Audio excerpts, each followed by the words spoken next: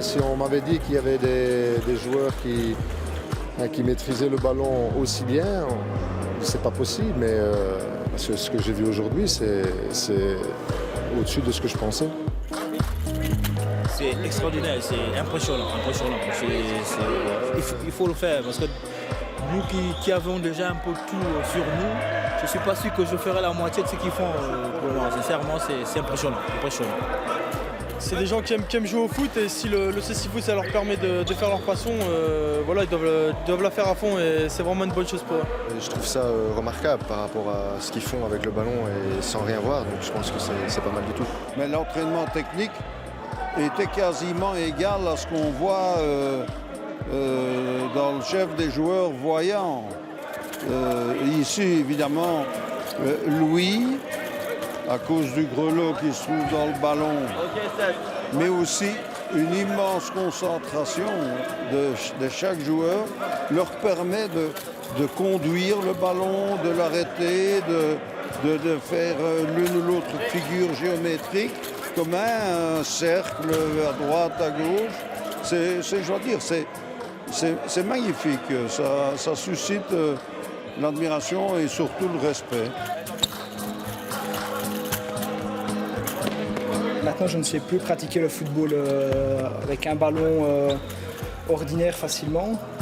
Et ici, j'ai peut-être les yeux bandés, mais on développe beaucoup d'autres sens, comme l'écoute. On doit développer sa concentration aussi, gérer ses efforts, parce qu'il faut savoir parler sur le terrain, il faut beaucoup communiquer. Donc ça épuise aussi beaucoup plus que quand on joue en valide.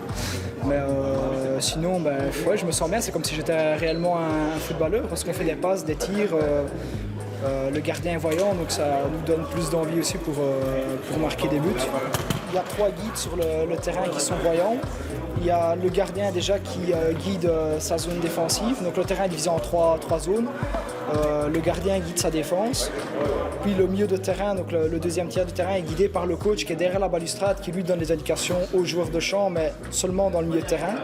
Et alors dans le troisième tiers, donc dans le rectangle adverse, c'est le guide qui est voyant placé derrière le but, qui guide les attaquants en se mettant derrière le but, mais dans l'axe. Donc il crie axe aux attaquants pour que ceux-ci repèrent le but plus facilement. Comme c'est un travail de communication, il faut tout le temps se signaler, en tout cas quand on est proche du ballon pour éviter les chocs. Sinon on est pénalisé par des fautes contre l'équipe.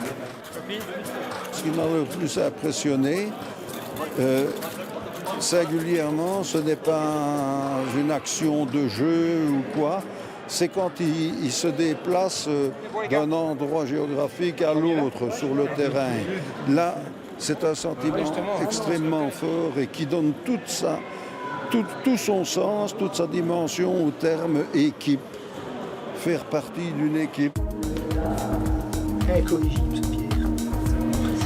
Le CC Foot est une discipline qui tend à se faire connaître en Belgique. Nous sommes le 2e club ici à Charleroi. Le club s'est formé en 2013. Il y avait jusque-là un premier club qui évolue à Bruxelles, qui existe depuis une dizaine d'années.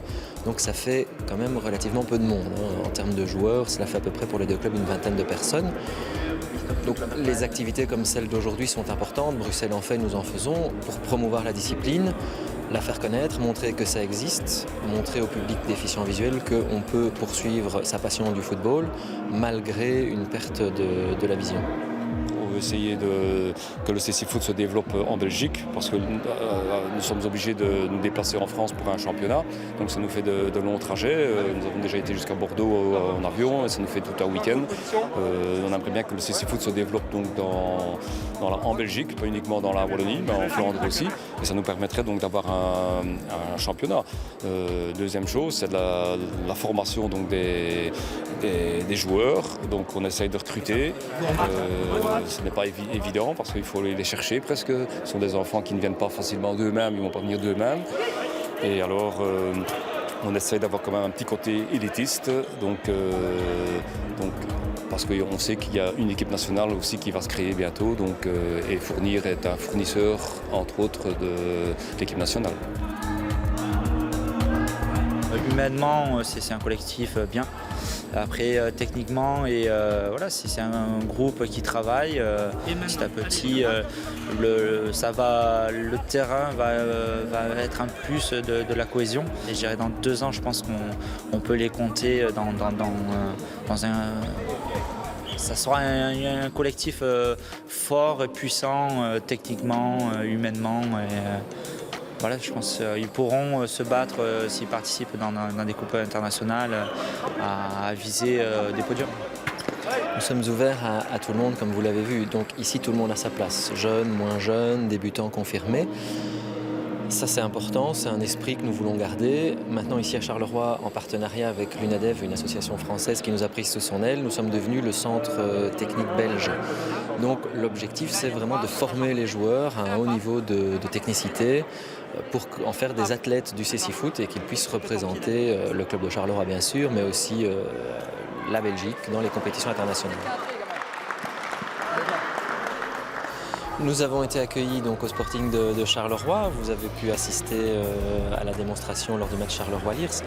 L'idée, c'est de montrer que le cécifoot fait partie de la famille du football. C'est une discipline particulière, évidemment, qui vise un public particulier, mais c'est du football. C'est très bien que des professionnels, entre guillemets, viennent soutenir le projet. Ça va peut-être donner envie à d'autres clubs de soutenir le projet et de peut-être parrainer une équipe. Ben, je crois que ça serait bien, et comme ils le font en France, par exemple Bordeaux, un partenariat avec le club de Bordeaux, des Girondins. Et ici avec Charleroi, nous avons quand même une aide jusque maintenant, et on aimerait bien aussi avoir ce partenariat. Et si tous les clubs de D1, parce que c'est toujours plus facile quand vous êtes annexé avec un club de D1 professionnel de faire la publicité, les gens s'identifient au club. Ça serait bien. L'idée est de pouvoir arriver avec l'aide des pouvoirs publics à construire une infrastructure adéquate au cécifoot, et pour ça on espère aussi pouvoir compter sur notre partenaire qu'est le Sporting de Charleroi. Vu ce que j'ai vu aujourd'hui, ça donne envie de le promouvoir. Je lance vraiment entre guillemets un appel pour ceux qui peuvent d'aider les gens qui ont lancé cette initiative, parce qu'elle est louable, elle est très louable.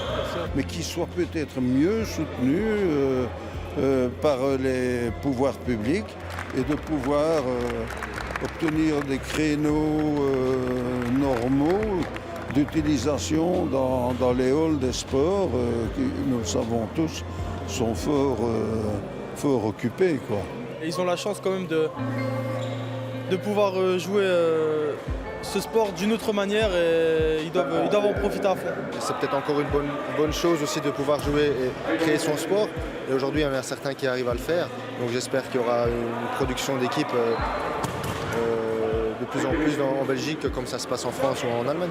C'est une belle communion, en espérant que il y a ce sens de la solidarité qui permettra justement à donner du plaisir à ces gens-là, parce que le but c'est ça. Les objectifs, ce serait de déjà marquer des buts, en marquer beaucoup, et de progresser surtout techniquement, physiquement, et après d'aller plus loin et de rejoindre l'équipe nationale. Et bon, peut-être qui sait un jour participer aux Jeux paralympiques, soit à Rio, soit au Japon en 2020. Ça, ce serait vraiment le gros objectif. Mais bon, pour l'instant, on se concentre sur le présent et on verra pour l'avenir après.